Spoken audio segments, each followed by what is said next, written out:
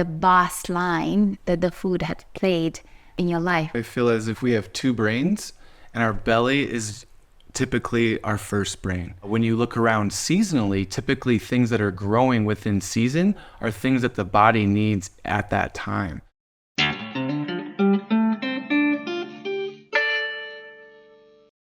Welcome to the episode of On Emergence. I'm Laura Sagan, your host and a fellow human being.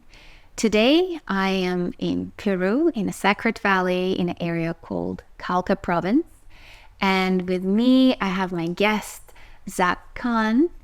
And, and I met Zach in my interactions about food at Soul Seed, whose co-owner I actually interviewed. And whenever you and I would talk, food would be the entry drug for conversation, because I think the way that you and I look at it is it's very similar. It's a very all-encompassing sensual experience appealing to us. And I see your dishes, it's always layered. It's always like it's the textures, the temperatures, the flavors. And then we kind of started talking about food anthropology. Is like we found ourselves in this like deep hole of conversation. Absolutely. So I'm going to let you do the introduction for yourself, because you've mentioned just before we started rolling as Zach of all trades. So please. Hi everyone, my name is Zach. I am a Zach of all trades, master of fun. Better to be a Zach of many than a master of one. I found myself since a very young age becoming very aware that I'm interested in many different topics. And so exploring those topics, I found myself going deep and deep and deep, and then I would get a little anxious and want to study other topics, realizing how interconnected they all were, whether it be farming and gardening and permaculture or cooking and food. It's like obviously those go well together. Growing food and cooking food go hand in hand. And then also the exploration of spirit science, if you will, and how this affects the body, our cognitive abilities, and also art. I have a background in avant-garde art and installation, as well as film and music. I've spent a lot of time in my late teens, early 20s, occupying my time in this avant-garde space. So when I say avant-garde, usually that means it's on the fringe or taboo of a political way. And so it's usually as if the masses don't see it fit. And what I've noticed is that many avant-garde movements over time have become relevant to society and become less avant-garde or less taboo. What is currently that you think is avant-garde that you think might become more mainstream in 20 to 25 years from now? Is there any indication for that? Sure. Certain sectors are in what we would call a psychedelic renaissance. And this may not be the first time, but I certainly feel like it has momentum. We see the Johns Hopkins and their institute starting to do experiments with psilocybin and various forms of spiritual work, including breath work and sound healing. So just knowing that our bodies, our minds, and our environment kind of create what we put out and what we consume as an experience really shows me that the Western medical world is more open now than ever before to things like plant medicines and meditation, and yoga has taken off in the last 30 years. I don't think there's a city in the United States you can go to and not find several yoga studios and several variations of yoga as well. Zach, I'm very interested to hear how this almost the dance that I sense you're having with all these different modalities, all these different practices that you do. I know that you live at a farm and then you have two wonderful dogs. How do you understand when enough is enough, when you're tapping into a specific field of research that you do, and then you move on to something else, and then I presume that you come back to it and then you enrich it with this experience?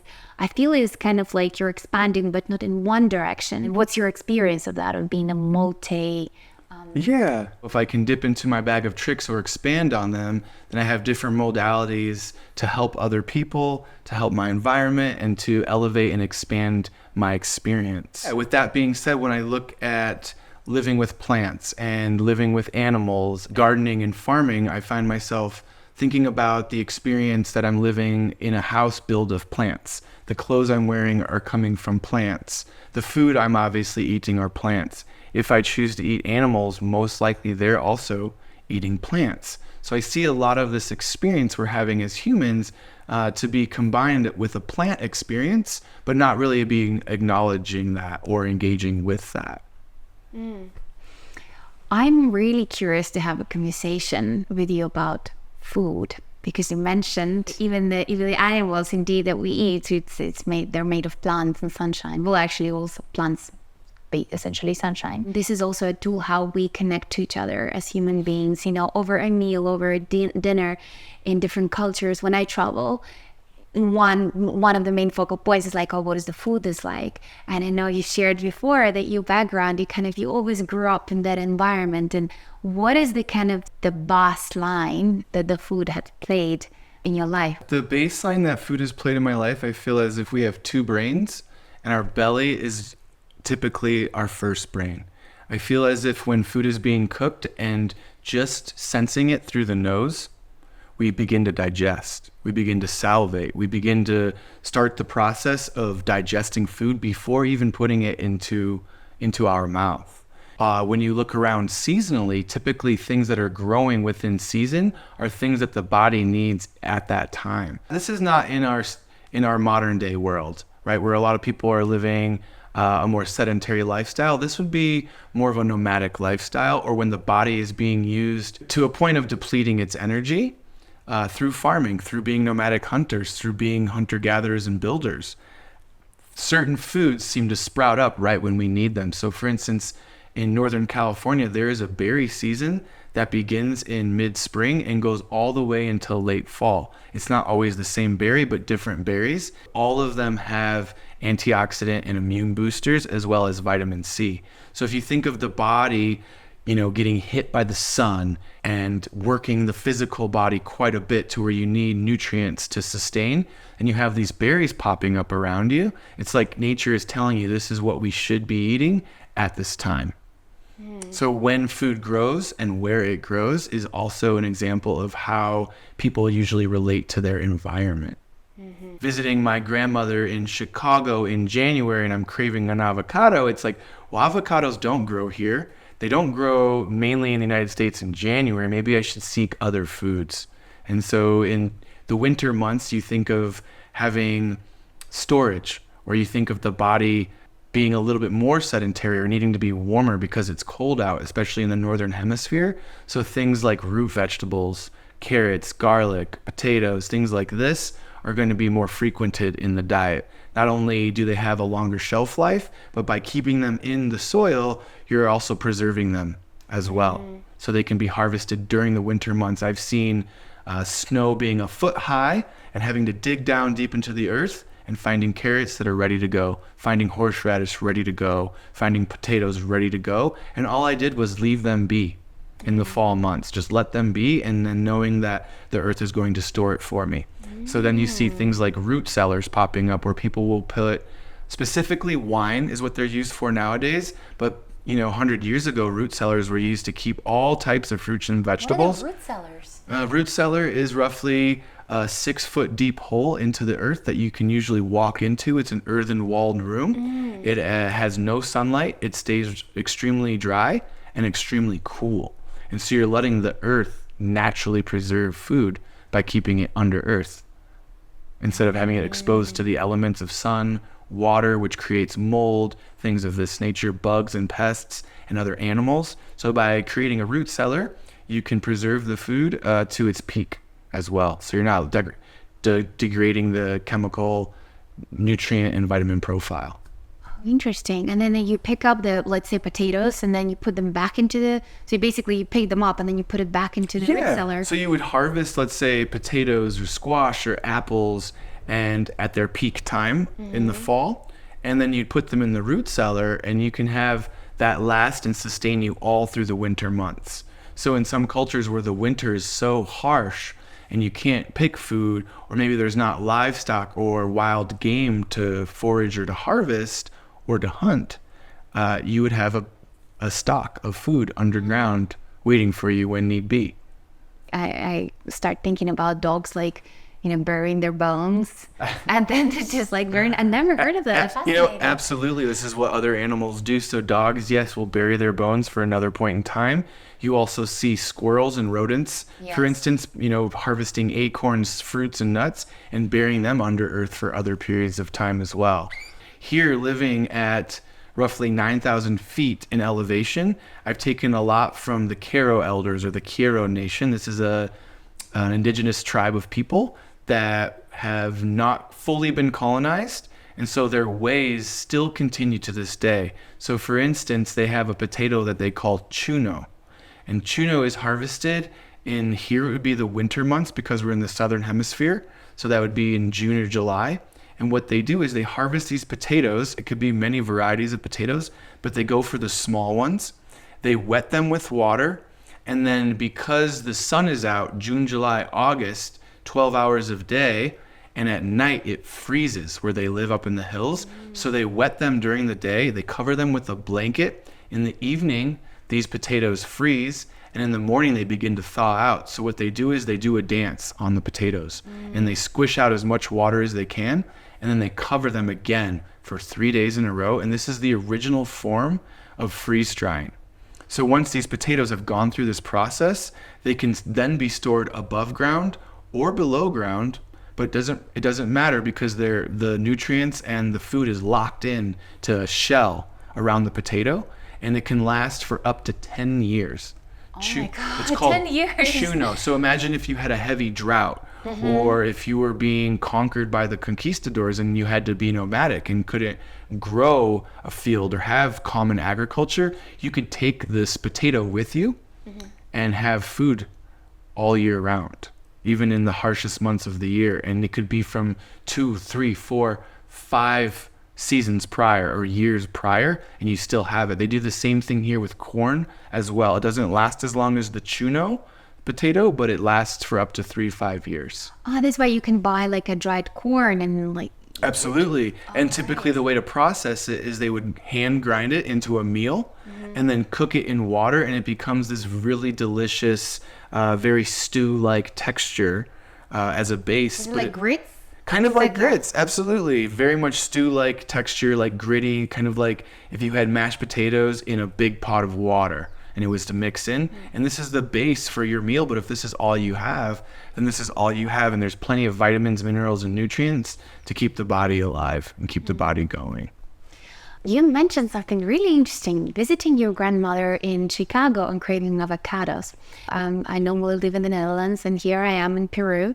So how do you see people adjusting to that? What did you do with your craving for avocados? Like, where did it come from? And then was it the craving for fats because it was cold?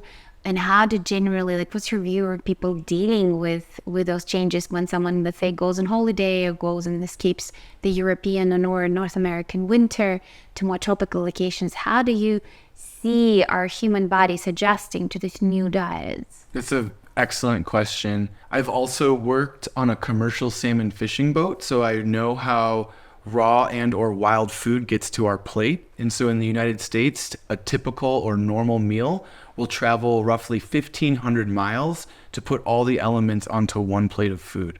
And if we're looking at a culture where we want to be more regenerative or sustainable, that method of acquiring food is not either of those. So eating seasonally and eating locally. So knowing what is abundant in the season that we're in and where we are is very important. And usually Mother Nature gives us exactly what we need when we need it. So for instance, my craving for avocado that I was talking of earlier, would probably have to do with being part of my common diet living in California, where avocado was abundant and it was grown there, especially in the summer to fall months, and then could be stocked. So yeah, typically with avocado, they are harvested a little bit earlier before the freezes hit or before it gets too cold for them to be at peak production. And then they're stored in a way where they can slowly ripen over time. So I had the luxury of eating them year round, but also going to places like Chicago where there's no avocado trees or plants of that nature.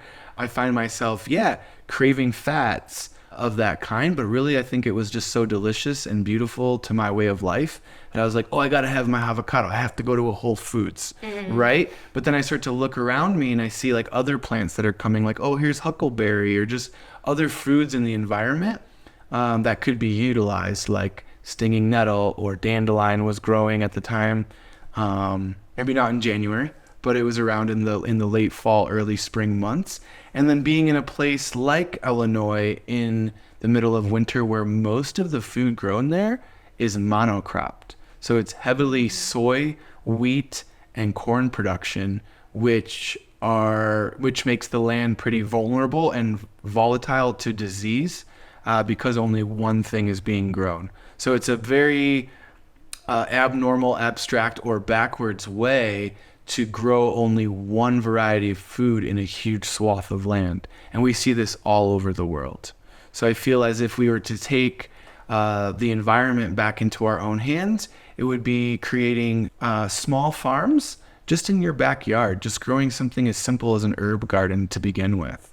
And eventually moving on to things that are easier to grow, like flowers that are edible and root vegetables that are pretty easy to grow, until one expands their knowledge and experience working with the soil to grow other fruits and vegetables. But things like planting fruit trees in the fall make it abundant for 20 to 100 years on out. So if there's a saying that's like, when was the best time to plant a tree? Yesterday. So, but we always have today. Yes. Indeed. Zach, from your perspective, what do you think the role that the food, the cooking, the human gathering plays in our human experience? From your perspective, what is it that you also observe happening at Soul Seed, where you see people connecting over a meal? And yes, please share that. Okay, yeah, that is a broad question, but I can answer that from a few different angles.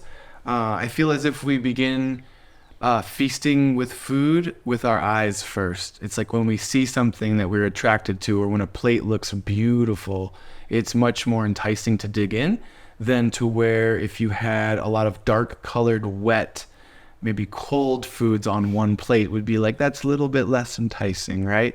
And then jittying up your plate or decorating your plate with edible flowers, using a multitude of colors and textures also makes it more enticing. And food should be enjoyable.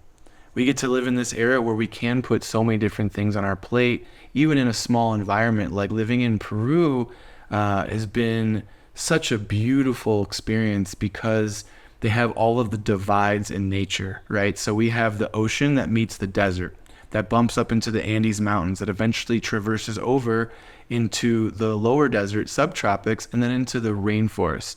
So within this country, we have literally the driest place on earth, the Atacama Desert, and then we also have one of the wettest land masses on earth, the Amazon rainforest. So for a chef, for instance, living in Cusco or Lima, they can literally put all of these ecological systems onto one plate without having to travel so far. So that the abundance of vitamins, minerals, nutrients, as well as flavors and textures is abundant, and it feels never ending to play with. It really does. And I think most foods that people assimilate with a common diet in the Western world don't realize that they had a native home.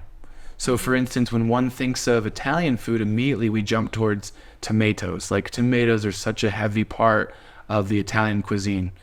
Specifically, there's a tomato grown in the San Marzano region of Italy, which it's just abundant in its way of growing, but also in how it's sought after. So all over the world, people want these Italian San Marzano tomatoes.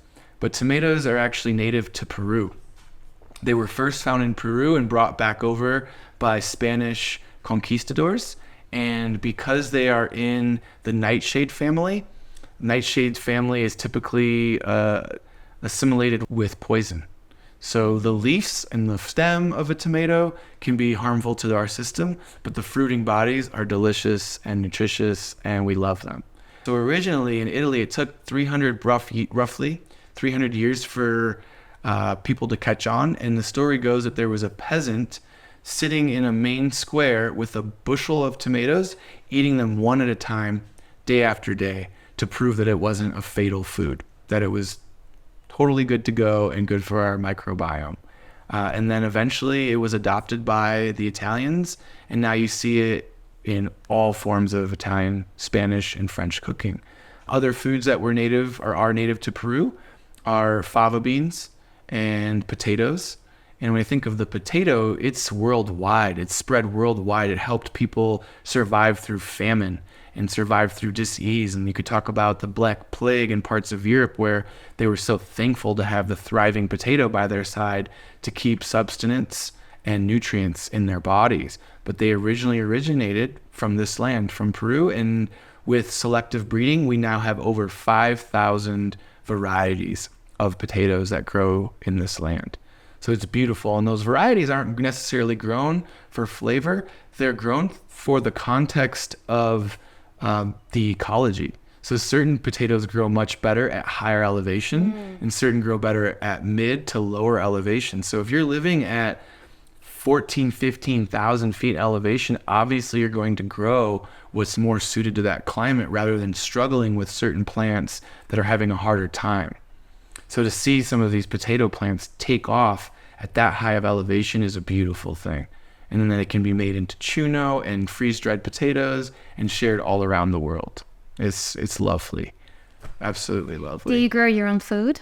I grow some of my own food at the moment. I used to grow roughly 75% of my own food, and I've interned on farms where we were growing 100% of our own food. So literally farm to table. Right now, I am growing rosemary and some roses, but you can eat the rose petals and make tea out of them. Lemon verbena, mint, and tomato plant. I have a small little cherry tomato plant. And this is all grown on an indoor garden at my house, not outdoors. My house is currently being shared, or the land is being shared with conventional farmers or monocrop farmers. So to eliminate the spray and things like that nature, I keep a little indoor garden. And that's where I'm currently playing with. I remember you explaining the dream that you have of kind of educating people about nature, taking them out to nature, and then showing them what the wild nature has to offer. Absolutely. So whether we can see the connection or not, we are connected through the microbiome in our body and through the soil immediately. So what gives us life on Earth are the top 4 inches of what we call dirt, or soil, or tierra, or earth. And this first 4 inches of soil allows plants' roots to take off and spread, as well as the mycelial or mushroom network to also take off. And when these things thrive, they communicate with one another. So for instance, there's a honey mushroom in the state of Oregon that is the largest living being on the planet, whether it be ocean or land. And so the way the honey mushroom communicates, let's say there is a forest fire at the northern end of this particular forest. The mushroom will communicate that danger is coming of a fire through the entire network, and the mushrooms at the south end can prepare for it. So the roots of the trees work very similar as well.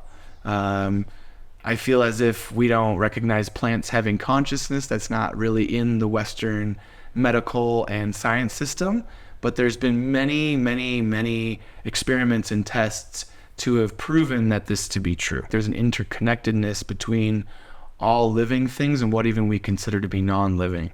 So like right now we're in a house built with mud and adobe and clay, and there's wood, and it's all keeping us together. And the wood isn't necessarily alive, but it's been procured in a way that it has longevity. So it will keep us warm, happy, safe, and cozy while we're in it, as long as it stays intact. Really, when you're in the forest, you can really see the symbiotic relationship taking place. So for instance, trees that have leaves and pine needles will drop their leaves and pine needles in the winter months to preserve the bark and to preserve the life of the tree. It's not going dormant, it's still alive, but it backs off a little bit. And by dropping its needles and by dropping its leaves, it's creating a coating on the ground to protect the soil from the harshness of the sun. As if the sun hits the soil at long periods of time, it dries it out, it depletes it. So by putting an organic material on the bed of the forest, you're putting nutrients and vitamins back into the soil, and you're starting this natural compost. And underneath that natural compost lies a mycelial network that's then allowed to flourish. And with that mycelial network is flourishing, it's allowing the microbiome of the soil to become extremely rich. So when a seed gets dropped, it fruits. Through observation and not seeing yourself separate of these ecological systems, you become them. And then you start to interact with them in ways that are beneficial to not only you, but to them as well. So if I was to look at modern society and the way that we kind of operate in these gigantic cities, it would feel as if we are living an ecocidal experience. And if we're ecocidal, then by default, we become suicidal because we are destroying our environment that keeps us alive. And so to not keep that environment healthy also degrades our system. But by living in a healthy system or a healthy environment, everything around you then becomes healthy. The waterways, the air, the earth, and then the plants and animals around you have less of a struggle to thrive. And so by eating wild foods, for instance, these are things that grow without the nurturing of human care. So when I see a wild blackberry bush, I know there's a lot of vitamins packed in these berries, and they didn't need to be fed from us, be watered from us. They didn't need to be tied up. They hold themselves up. So certain plants like tomatoes, for instance, they need to be fed, they need to be watered, and they're such princess plants, they can't even hold themselves up. A tomato plant will fall down on the ground and break. So it takes the assistance of humans to come in and assist them to live and thrive, as to where I see wild foods thriving on their own. And when I see, for instance, like a dandelion popping through a little layer of ice in the winter, I'm like, that's what I want to eat. Because if you are what you eat, then I want to be as strong as that dandelion is that breaks through the permafrost. Things what we call weeds in the Western world breaking through concrete. And it upsets these developers and Western developers who are building cities, and they want to take out trees and certain weeds. But what the weeds are doing is they're creating a healthy soil. They're fixing the nitrogen composition of the soil, and they're allowing the soil to regrow a forest. So essentially, when we see like a field of dandelions, what's happening is the beginning of them attempting to create a forest until they get eradicated, excavated, or, toppled over with cement. But that is what nature is trying to do all of the time, is abundantly grow. So I feel like when there is a mentality of scarcity, that is created by human beings, not by nature. Nature is constantly abundant and constantly giving us clean air and clean water and clean earth. And it's up to us to recognize these systems and patterns and work with it as opposed to against it or trying to domineer it. So what I learned in permaculture is that permaculture can be a huge, expansive property, 160 acres with food forests and swales and water tables coming through. But it can be as simple as growing your own herbs in your backyard, composting the food waste that you have and giving that back to the soil, and closing a nitrogen loop, which allows the earth to regenerate much quicker and allows humans to benefit from it with great ease.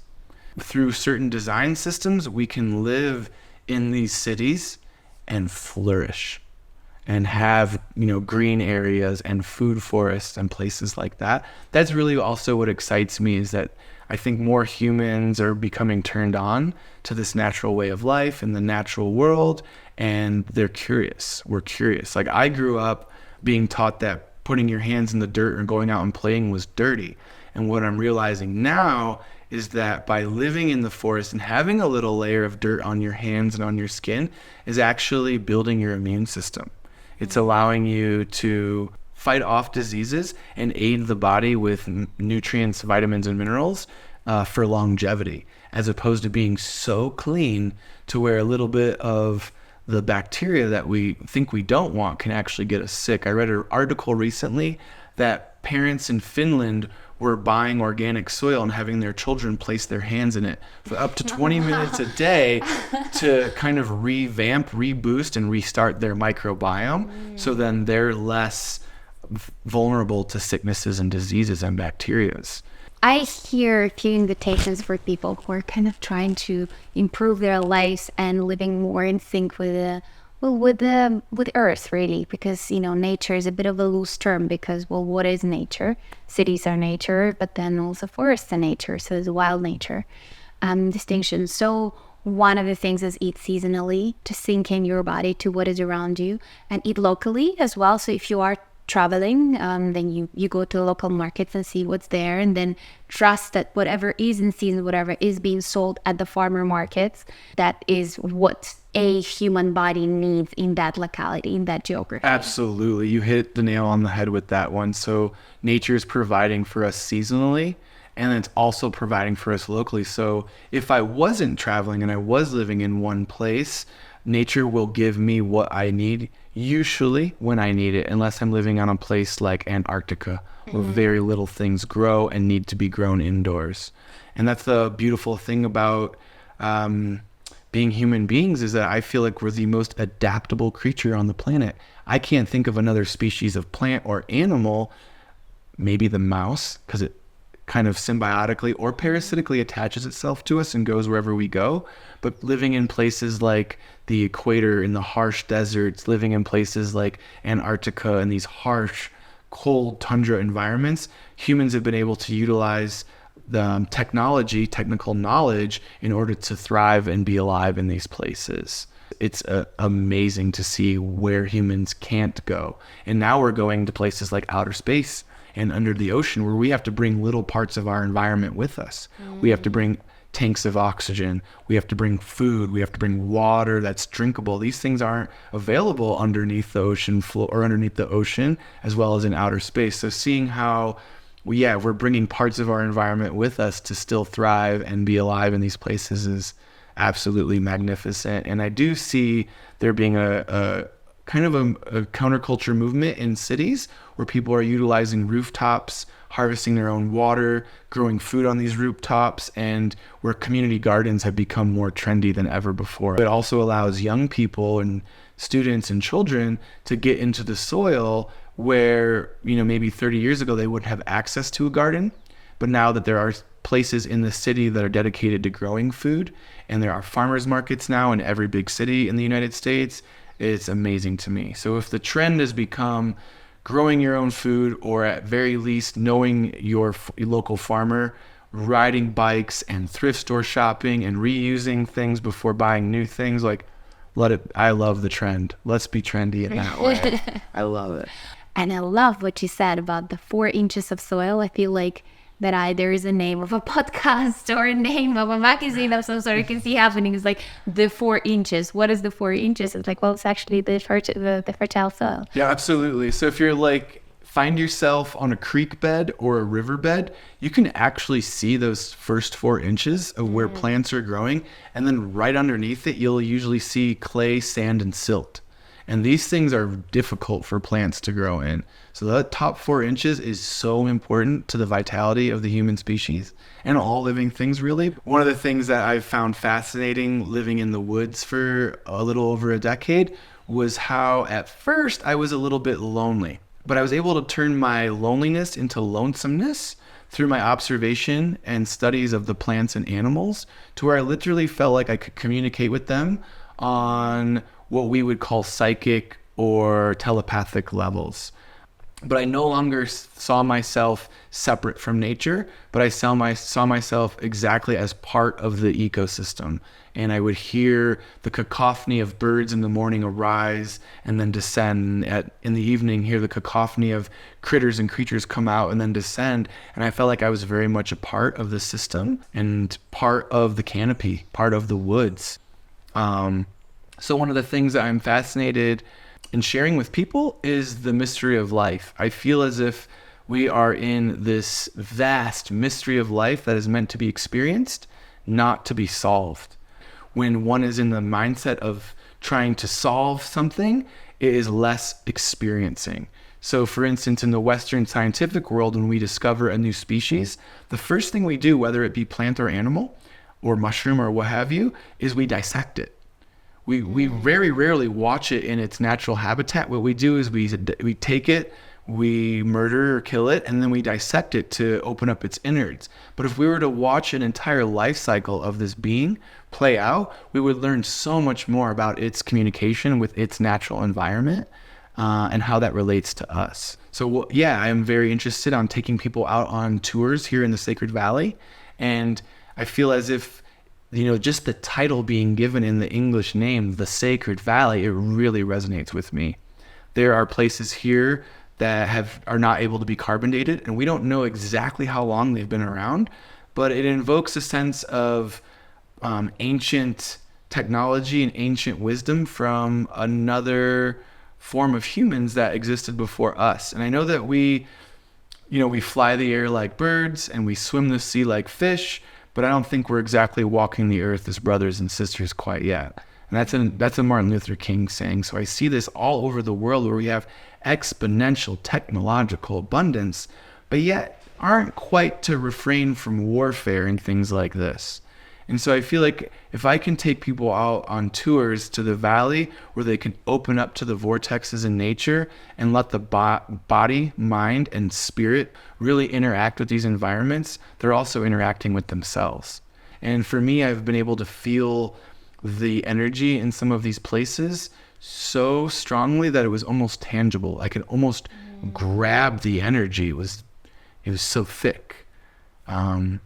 Which I've also experienced in meditation and in yoga and in qigong, but that is, a certain source of meditation or a process where you're really engaging, as opposed to being on a hike, coming across a sacred site and knowing that you felt a change in your chemical makeup, or knowing that you're like, hey, I feel the energy. Well, what is this energy? What is this feeling? How do we connect with it? We can use spirituality and science and kind of start to put them together. For instance, in certain stones that are at a lot of these megalithic or sacred sites have certain chemical compositions that resonate in our body because we also have them in our body. So our body also has silicone, which the earth does. It also has manganite, which a lot of these stones have. So if we can understand that we're not stones, but we're not too far off from the same chemical composition, that we can resonate with these beings in a totally different way, other than just looking at them as if they're disconnected from us. And I've felt this exact experience happen to me, where I've been in sacred sites and I feel almost overwhelmed with the presence of an energy, and I'm looking around, I'm like, it's just me. I'm the only human around, but I feel as if I'm connecting to source, to Godhead, and to, this beautiful mystery of life, without trying to solve it or feeling the need to solve it, but really lean into the experience and see what interchange or exchange we can have. And a lot of what I'm saying may sound like magic, but I feel as if contemporary science is just lacking the imagination to create the tools to measure these things. There's this gentleman named Clive Baxter in the 1960s, was known as the world's #1 interrogation specialist. He worked for the CIA. After spending many years in the laboratory using the lie detector test on humans, he just had the intuition one day. He thought, I want to hook up this plant to the machine and see what happens. Oh, wow. Right? So he hooked the machine up to the plant and tried many physical experiments with the plant and was gaining no receptivity. It wasn't until he was on the other end of the room and he thought, I know what I'll do. I'll light this plant on fire. And the moment he thought fire and a flame entered his periphery of vision, cognition, the machine started to go off the charts. The lie detector test started to go off the charts. And then from there, he knew he was a conscientious observer of the plant. And so from there, it led him to many, many experiences where he realized, I can't hear what the plant is saying, if anything, back, but it understands me. So from that experience, it led him to many other experiments. And I feel when I look at some of these ruins, we call them ruins, but are archaeological parks, that there were other people who knew that this was happening. So for instance, Western history says that the people that were here before us to build these ruins and build these temples only had access to copper and brass, but copper and brass does not cut blue granite. And you see these huge megalithic stones cut perfectly. And when you start digging in deep, they actually have a musical tone too. So they're cut in a way that is very specific, and they're using tools that we don't know what they had that existed at the time. The conquistadors used dynamite to blow up some of these archaeological parks, but they didn't have the capacity at the time to drill boreholes into this rock. Some of these sites are found with boreholes perfectly in perfect circular shapes. And what we're saying is these people didn't have the capacity to do so then. So to me, what was it though? To me, there's so much mystery, and I just diving into that question, I don't even know where to begin. But I love the fascination of the mystery, and I can feel the energy coming off of these stones, but more than just a stone or a crystal, but almost as if there had been energy injected into these places that is still reminiscent today.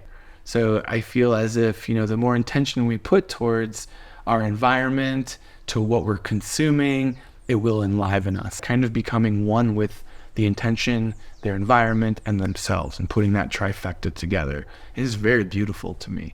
It's as if we're blessing our food before we eat. I truly believe that it not only makes the meal taste better and we appreciate it more, but it's somehow more healthy and more nutritious.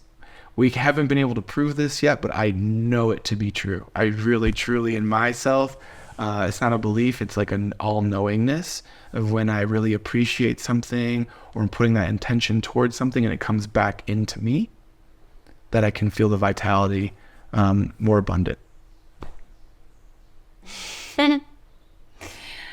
Wow, there's so many. I think if I was to ask all the questions I have and then go into little tangents and things like that would take us it really webs off into many different categories of being a human and having this experience and the human condition within itself. Is there any way that our listeners and our viewers can connect more to your passion around this insatiable curiosity about everything that I see in you, or they just need to make their way to Sacred Valley and then find Zach and Soul Seed that could take you to the walk, take you to the mountains and see what is? Certainly. So I have a website called naupaodysseys.com. That's NAUPA odysseys.com. And then from there, you can feel free to send me an email, or my phone number will be on there for a free consultation to ask me questions. But through that website, I offer tours of the Sacred Valley and other parts of Peru to connect with this mystery of life that we were speaking of earlier. But really, it's to share my passions with other people and allow them to maybe see the world in a different way or have a different perception of their connection of nature. Thank you, Zach. Thanks for sharing. I'll provide the details in the show notes. Thank you so much for your presence and sharing your passion for the world, really, the world, the planet, and the food. Absolutely. Absolutely. Thank you for being here. I'm honored to be a part of Laura's podcast, One Emergence. Thank you so much. This has been a delight to engage with you.